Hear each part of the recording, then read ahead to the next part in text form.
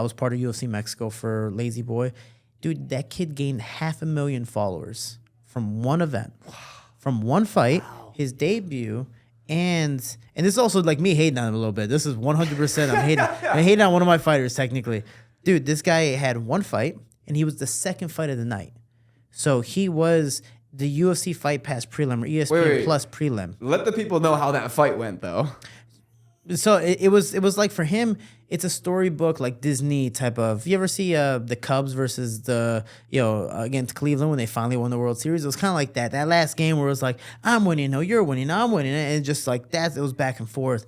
And so for Lazy Boy, he had this 4-month camp to cut down the flyweight because UFC told him like, hey, you're cool at bantamweight, but we want you at flyweight. We're not going to take you any other weight class. And he hasn't cut weight to that point in like 3 years. So it's like, all right, I guess we're doing it. Dude, he did a crazy camp to where even I was talking to the coaches like, dude, I got my weight cutting trauma. So I'm like, I don't think he's going to make weight. Like, I'm nervous for him. But the drive that he had, once you get to a certain point, and I don't know if you've ever cut weight, but once you get to a certain point, like, you want to give up. You think of every horrible situation, the anxiety goes through the roof. It never happened to him. Like, he just kept pushing and pushing and pushing. People could eat in front of him. I actually gained weight when he was cutting weight because that fucker, he's that type of weight cut that makes you eat everything he wants. So I eat everything because we were in Mexico. But he just, dude, he was so motivated. Like, he's like, sauna again? All right, let's go. And he was just no hesitation. Dude, we bitch about a lot of things as fighters. He's just like, I gotta do it, don't I? All right, let's go. And he would just get in there and do it. But the fight, we get out there, obviously he's nervous, but he's wearing a sombrero, walking out, UFC Mexico, his country. Everyone, just going at it. And like, I'm filming behind them while walking out, and he's just like, dude, he's having a blast. Like, it's like a kid going to Disney World. Like, he's having a blast. And he gets in there, and you can tell he's timid. And he fights like I do, where like you kind of have to take a good shot or two to wake up and be like, oh yeah, I'm gonna fight. And he's also very Mexican, so he's like, come on, I want to see what the best you have.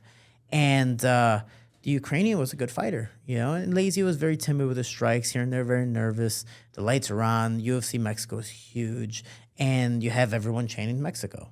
So like there was a fight in the crowd during the fights. Like, that's how crazy Mexico is. And the security didn't even stop it. Security was like, yeah, no, fuck that. But he goes in there, and I'm like, dude, you got to put your left hand up. Put your left hand up. And out of nowhere, he didn't put his left hand up and got dropped with the right hand. And a good, like, clean flash, like, knockdown. And he gets dropped, gets taken down, and he's scrambling back and forth. And I'm like, oh, shit, like, he might lose this fight. And it's not because this guy's better than him. It's just because it's in his head. We get him to the corner after the first round, and we kind of, like, put it on him. We're like, dude, like, you're way better than this. You hear all the people. Like, they're screaming your name. They're screaming Mexico, all this stuff. Like, you used to sell Jell-O on the streets. Like, he used to walk around in the middle of the aisles, in traffic and just try to sell Jell-O and different, condiments, whatever you can buy, bread or whatever the case may be. And that was his living, and then for him to be able to be housed and fight and train and eventually be signed up for management, be taking care of them, getting this notice, dude, he comes back in the second round. We're just like, dude, like, punch. Like, you have to be active. And he starts throwing haymakers, starts throwing the kicks from hell. Like, it was phenomenal. And eventually the guy falls. I don't remember if he got dropped, but he falls. Lazy takes him down, scrambles, and takes his back. And you can tell the guy was already kind of looking for a way out because Lazy was hitting him hard. He was like, I'd rather stay on the ground than possibly even block these shots. But they still hurt. It was kind of it's kind of like Canelo when the guy has his hands up and Canelo's like punching his shoulders to slowly get his arm to drop because the guy's shoulders like swelling up. That's what Lazy was doing, and he was hitting him as hard as he possibly could.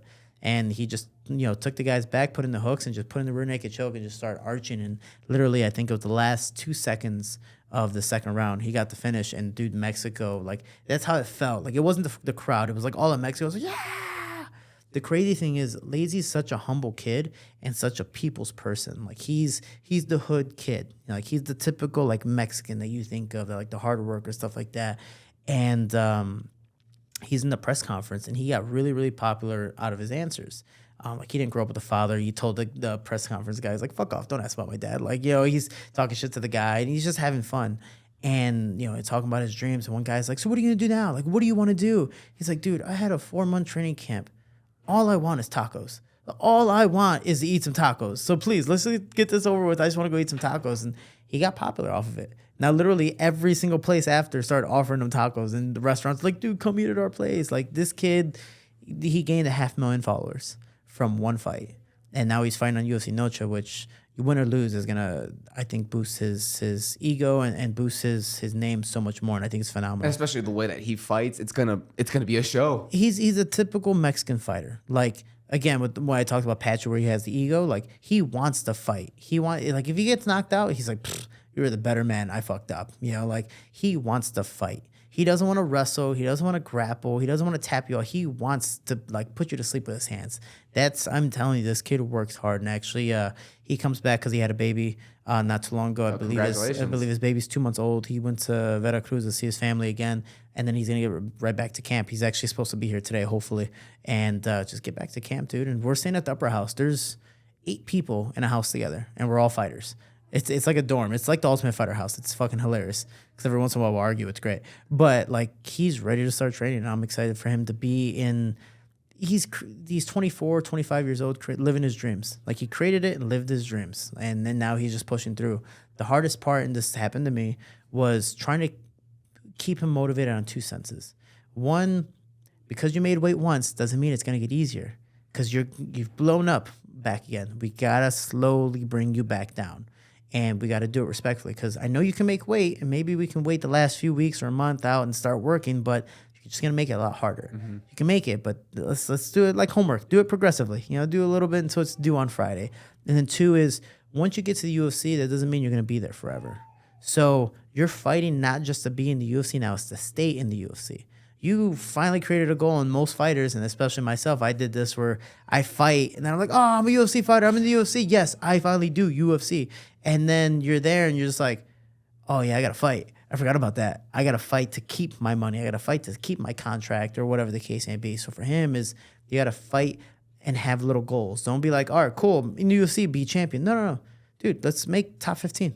Beat 2-3 people. Let's get top 15. Beat 2-3 people. Let's make top 10. Like you're 24, 25. Like you have time. Don't think about the title because you're going to give yourself anxiety trying to get there, try to get as fast as possible. No, let's get to the top 15. Beat whoever O'Day next. Cool. Beat him. Maybe you're top 15. All right, let's fight whoever's next. Get to top 12, top 10, and keep on going.